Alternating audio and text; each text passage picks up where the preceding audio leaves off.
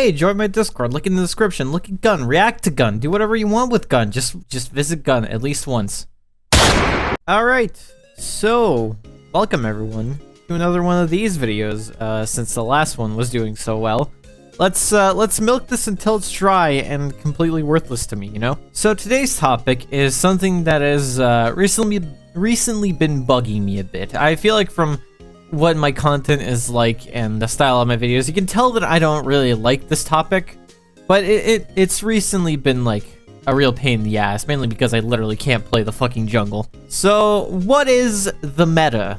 The meta, as it stands, is the best way I can describe it is the most optimal way to play a game, not just League of Legends. The meta in League of Legends right now is honestly kind of weird. The meta changes from patch to patch, from year to year, from month to month, from week to week. Who really does know? It's constantly changing, ever shifting, and just it becomes more confusing as time goes on. And there are people out there that solely play the meta and you know what's good, and those people are called meta players or meta slaves, depending on what you like to call them. Personally, I have no issue with these people if they're on my team, because if you're on my team, that's, you know, it's whatever, do whatever you want. I feel like that's what most people think. You're playing the meta, you're on my team, it's whatever, dude, you're playing the game. But if the enemy is playing the meta, then they're a bastard, and you know that they're a bastard. It's that sort of unrivaled spite you get when somebody says you're bad at the game, except they're not typing anything, they're just picking what's strong right now. Pretty much the strongest characters at the moment are like Rek'Sai, Jarvan, and Evelynn at the time of recording this. So my friend Alex is probably having a blast. Meanwhile, I'm just stuck over here lamenting my crushed dreams. You know, that's fine. The meta isn't meant to suit anybody. It's just random changes that Riot tends to put out sometimes, and sometimes it's a bit overtuned and sometimes it's not. For instance, when Briar comes out, she's gonna probably be really fucking meta, and then she's gonna get nerfed into the ground and kind of be balanced, I guess. And the meta also tends to shift from role to role, because not every meta in every role is exactly the same. For instance, as supports go, it's very rare that one support is going to be like absurdly stronger than another. There were a couple of those patches where, in recent years, where Bard was super fucking strong and nobody could win lane against them.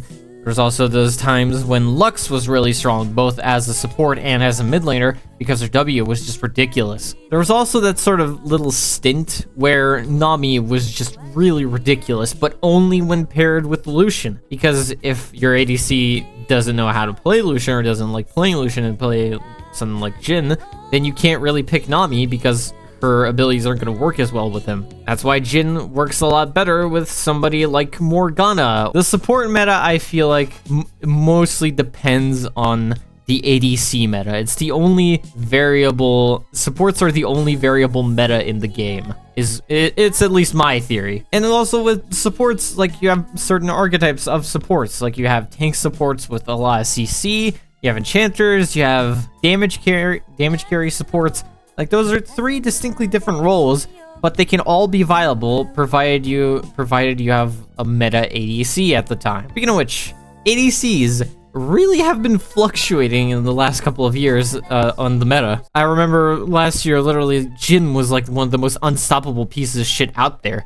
And then suddenly Samira comes along, and then it's Neela, and now I think it's fucking Kai'Sa. The meta with ADCs always changes to where one ADC is stronger than another. Most ADCs play... I don't want to sound really like close-minded, but most ADCs play exactly the same, with a couple of exceptions like Jhin, who plays like a control caster, fucking Samira and Neela, who play like assassins. The general ADC shtick of like Caitlyn, Vayne, Lucian, fucking Kog'Maw, those all play exactly the same, where you can just auto attack and still win the game. You don't need to focus on your abilities. Whereas with the rest of those guys, your abilities are your key thing. They're like the core gameplay aspect of you. Whereas generic ADCs are just auto attack based. Same thing with Zeri. Her auto attack is just attached to her Q because Riot couldn't figure out something to put on her Q, I guess. Oh yeah, remember when Zeri was meta? I just got reminded of that. How I hated that. Never in a million years should that character ever be buffed. It's just, you can't catch her. An ADC should not have that much movement speed. It's like when fucking Ashe was super meta, and instead of her being fast, she just made you slow. It was stupid, right? You can't keep doing that. ADCs are supposed to be immobile and easy to catch, but like glass cannons. That's how ADCs are supposed to work. They're not supposed to be hard to catch. That's their whole shtick, is they're literal glass cannons. Heavy to move, deal a lot of damage, break easily. But Zeri just broke all that because she bought fucking Triforce and Titanic Hydra like a bitch. And then you put a Yuumi on her and it's like, well, yes, I'll surrender. Alright, but enough about ADCs. Let's move on to the mid lane. Mid lane, I don't think it's been fluctuating that much in terms of what's meta and what isn't. You can pretty much play any mid laner and have it work out. Mid lane is one of those lanes which is mostly skill oriented, not necessarily pick oriented. There was those like couple of months, or I think it was even a year, where Kassadin was just dominating mid lane because they suddenly give his ultimate like mana scalings or something, and then he just ult into the team with a 3-stack ult, and then they're all dead, no matter if they're tank or not. That was fun. But with mid lane, it is mostly skill oriented because you have to know how to control the map. You are literally the center of the game. You have to know how to play the map around the map, not just the lane. Somebody who has like 1,000,000 points on Katarina is gonna be more useful than somebody who just picked up like LeBlanc or something like that. Wait, what the fuck am I talking about? LeBlanc is stupid no matter what patch we're in. She's just such a bitch to catch. It's the more annoying version of Zed. Fuck all of you who play LeBlanc. And the picks in mid lane haven't really changed all that much. It's always assassins, control casters, burst casters, and that's pretty much it. There isn't much diversity in mid lane, but that's because it isn't supposed to be. Mid lane is literally the secondary carry after the ADC. They're supposed to be doing either the second most or the most amount of damage in a game. And then you have those like weird cases where funnel strats. Who fucking remembers funnel strats? God, that was an annoying time. You'd pick Master Yi, farm the mid. You pick Master Yi mid and Taric jungle, and then you as Master Yi would farm both the mid lane and the jungle, basically making you unstoppable, and then you just have a Targ following you around, ulting you whenever you go in, and then you just get a pentakill at like 15 minutes in. It was so annoying, and it basically made it so you had to ban both of those, otherwise you lose the fucking game.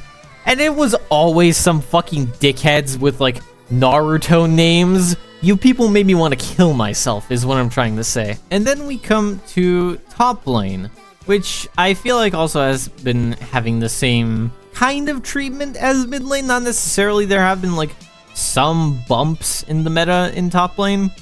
Like for a while, Malphite was really meta when they first came out with his passive armor changes, and you'd basically just pick Malphite, and then unless the enemy was AP like Maokai or something, you'd pretty much just lose lane because you wouldn't deal any damage to him. But with the rest of the picks at top lane, I think it's mainly just the same. Top lane is just an island. It's never gonna stop being that, and I don't think anybody really cares. There were also like those stints where when Navori Quick Blades came out, and then you'd just pick Tryndamere, get your E back every 2 seconds, and just dash on people. It was stupid, yes, but it eventually died out. Top lane is the quickest to enter a meta and the quickest to exit out of a meta. I feel like is the consensus here. Like literally like last month, Yorick was a fucking menace in top lane, and then a couple nerfs, and now you no longer see Yoriks. Top lane is for some reason on Riot's radar, and I feel like that is accurate because top laners are very busted. Hullbreaker alone just lets you 1v3 for no reason at all. There's no reason to build anything else. You could literally buy it on any top laner and it will work out. And there were some of those like older metas, like old like season 6, 7, 8, when Maokai was just a fucking monster. None of his abilities scaled all that well. His abilities didn't scale all that well with like AP or anything. It's just that they had such a high base damage and such a low cooldowns that he can consistently stick onto you while applying like Balmy Cinder, which at the time was stupid broken because it scaled off, what was it, like 1% of your max HP, which was ridiculous at the time. Now I think it's like 0.02% or something. I don't know. It's a lot less. I know that much because nobody fucking buys Sunfire anymore. At least I don't think. I haven't seen it.